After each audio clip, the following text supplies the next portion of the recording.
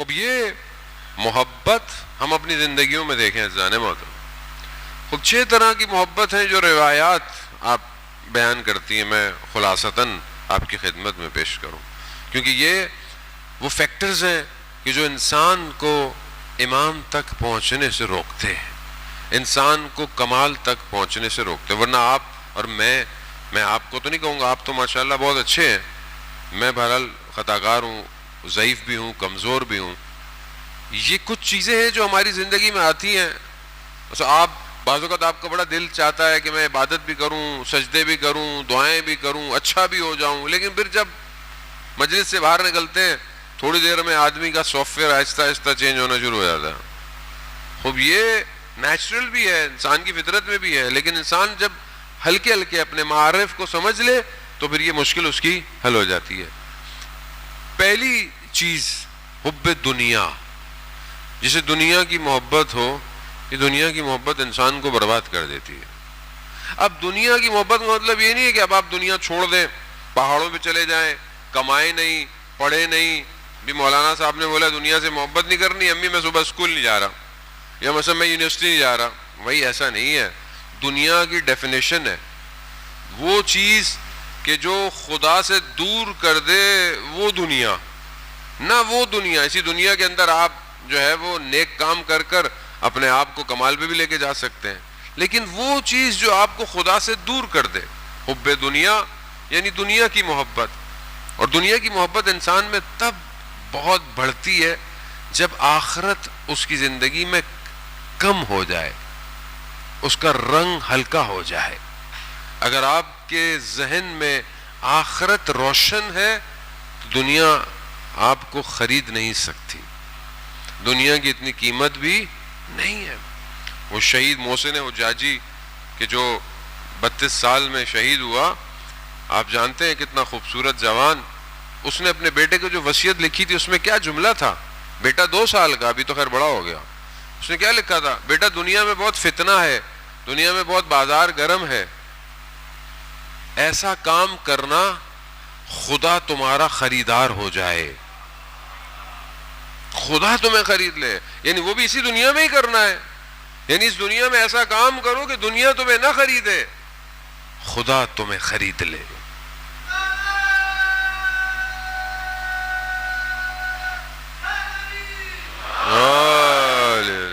اب یہ اسی دنیا میں ممکن ہے۔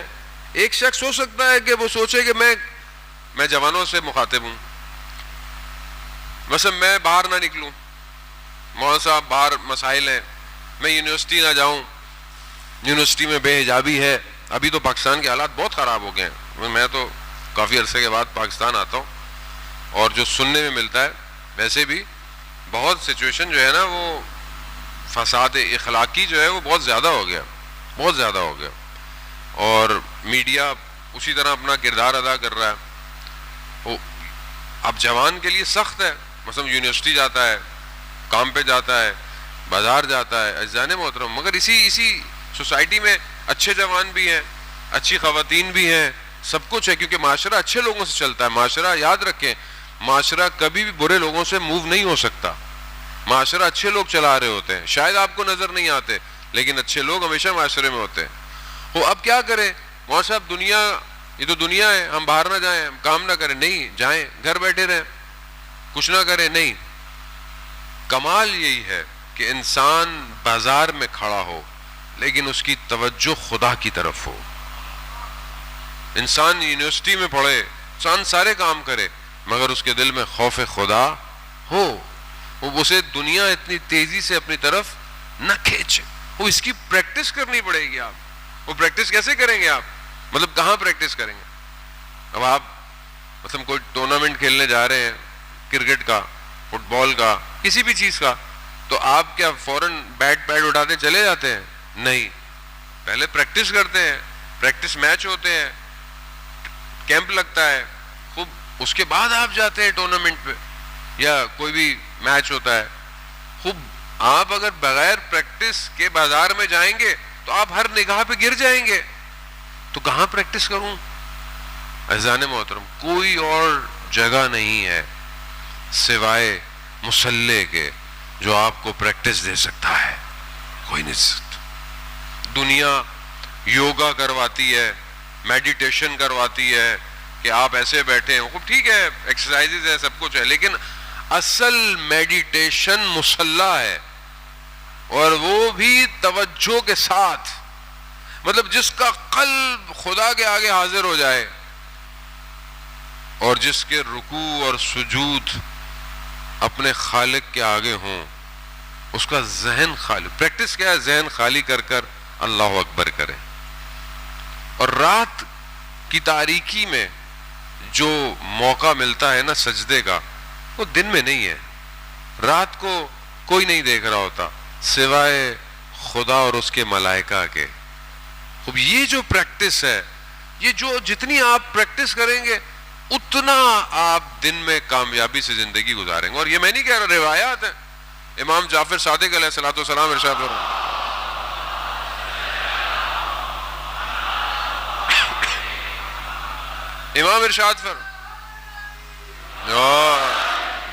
امام ارشاد فرماتا ہے اگر تم چاہتے ہو اپنے چہرے کا نور تو تہجد کی نماز پڑھا کرو. آیت اللہ کشمیری فرماتے تھے اگر تمہیں دین چاہیے تو تہجد پڑھو، دنیا چاہیے تو تہجد پڑھو، آخرت چاہیے تو بھی تہجد پڑھو. خوب ظاہر ہے ایک عبادت آپ کو خدا یعنی خالق اور مخلوق کے درمیان بغیر کسی غرض کے. خوب یہ حب دنیا پہلی محبت. دوسری ریاست کی حب، یعنی ریاست یعنی انسان کو ایک کرسی چاہیے، ایک ڈیزگنیشن چاہیے، ایک پوسٹ چاہیے. اب انسان جتنی بڑی پوسٹیں بڑھاتا رہتا ہے انسان بربادی کی طرف جاتا رہتا ہے.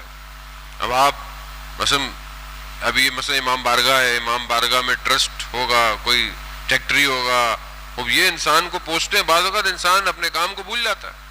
اسی طرح مثلا انسان جو ہے وہ میئر بنتا ہے، وزیر اعظم بنتا ہے، صدر بنتا ہے. خوب یہ ساری بھی کیا ہے؟ ریاستیں ہیں.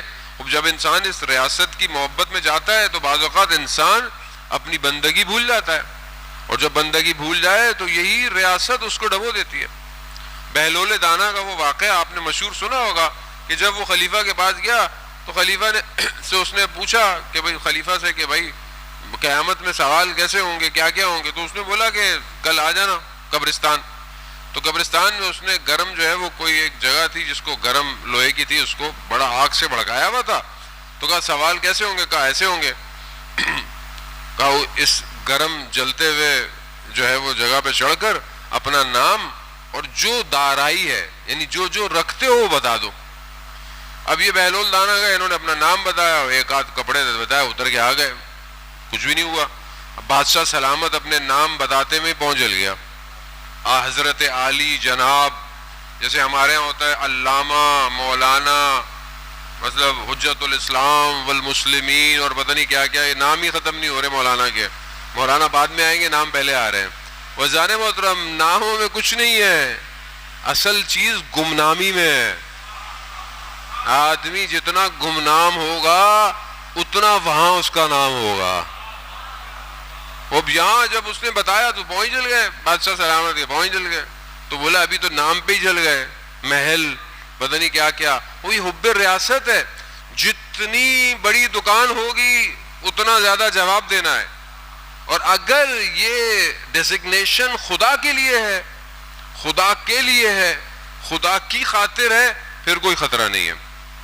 اس مشہور اصفہان کے سلطان کا واقعہ کہ ایک درویش اس کے پاس آتا ہے اور بولتا ہے کہ چلو. کہا کہاں چلو؟ کہا کربلا چلو. تو اس نے اپنا سب کچھ چھوڑا اور چل پڑا. چلتے چلتے رستے میں کہیں رکے ہوں گے، دوسرے نکلنے لگے، دیکھا درویش صاحب کچھ ڈھونڈ رہے ہیں. کہا کیا ڈھونڈ رہے ہو؟ کہا وہ میرا کاسا جو تھا وہ کھو گیا ہے. تو کہا تو کیا ہو گیا؟ کھو گیا تو کھو گیا، چلو کربلا جانے. کہا نہیں میں اس کے بغیر جا نہیں سکتا. کہا کیوں؟ کہا میں اسی میں کھاتا ہوں پیتا ہوں یہ وہ سارے کام.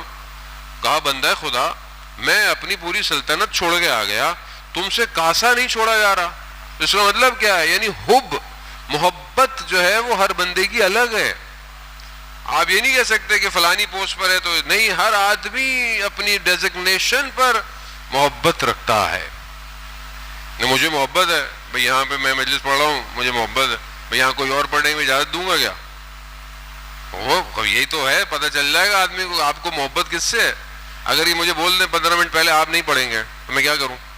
لڑوں گا ان سے۔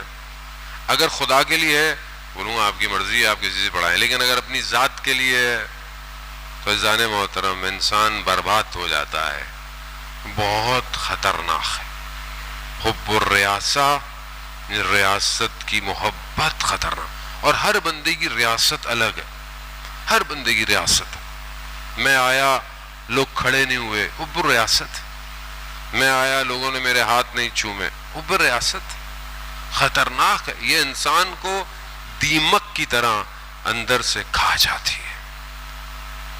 تیسری محبت حب الطعام ہے، کھانے کی محبت، جو کہ ماشاءاللہ بہت پائی جاتی ہے ہمارے ہاں۔ بعض اوقات انسان کھانے پہ حدیثوں کا پورا چیپٹر ہے، پورا چیپٹر ہے، باب ہے پورا، کھانے کے آداب، کھانے کے طریقے، کیا چیز کھانی ہے، کیسے کھانی ہے۔ آپ روایتیں سنتے رہتے ہیں، میں زیادہ اس کی ڈیٹیل میں نہیں جاؤں گا، لیکن انسان بعض اوقات کھانے کی وجہ سے بھی انسان بربادی کی طرف، اس لیے مولا امیر فرماتے ہیں تمہارے شکم کتنے جانوروں کے قبرستان ہیں۔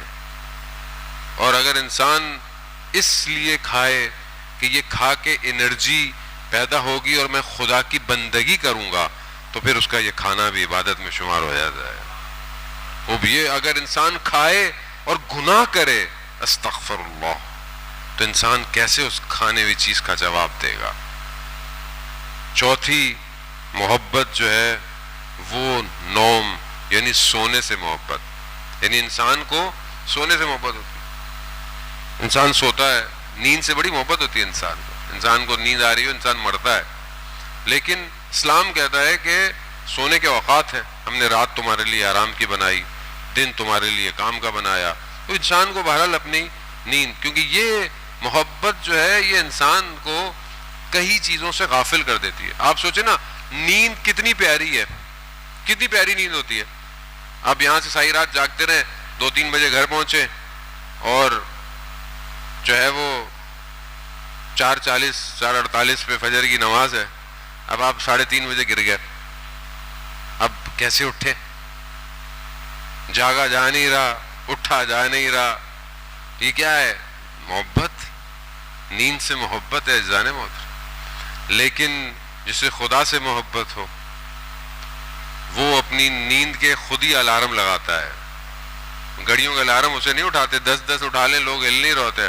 اب یہ انٹرنل اپڈیٹ، آپ کو سافٹ ویئر اپڈیٹ کرنا ہے کہ مجھے اگر میری نیند گہری ہے تو میں جلدی سوؤں، اگر مجھ سے اٹھا نہیں جاتا تو میں ٹائم پہ سوؤں۔ اب یہ ایک محبت راحت طلبی کی محبت، انسان کو آسائش چاہیے، آرام چاہیے۔ اب دیکھ لیں کئی لوگ کربلا میں نہیں آئے، کیوں نہیں آئے؟ ان کو راحت، وہ اپنی جان نہیں دے سکتے۔ عبید اللہ ابن حرجوفی وہ مال دے رہا ہے امام کو مگر جان نہیں دے رہا، نہیں آیا۔ حب دنیا عمر ابن سعد لعنت اللہ نہیں آیا، ریاست کی وجہ سے نہیں آیا۔ کچھ لوگ کربلا میں کھجور کی وجہ سے آئے۔ آپ یقین کریں، تاریخ خود بیان کرتی ہے کہ کچھ لوگ امام کے مقابلے میں کھجوروں کی وجہ سے آئے تھے۔ کھانے کی محبت، وہ کسی کو ریاست چاہیے تھی، کسی کو آرام طلبی کی چاہیے تھی۔ اور آخری محبت جو کہ بہت خطرناک، حب النساء، عورت کی محبت۔ ابن ملجم عورت کی محبت میں اپنے زمانے کے امام کو شہید کر دیتا ہے۔ اب یہ انسان اپنی زندگی میں دیکھے اذان موت کہ خدا نہ خواستہ انسان انہی چیزوں میں گرفتار تو نہیں ہے۔ یہ محبتیں اگر کاذب ہیں تو یہ کبھی بھی امام تک پہنچنے نہیں دیں، مگر اگر یہی محبت بہترین ہے، آپ دیکھیں تو انسان اپنے وجود کو قربان کر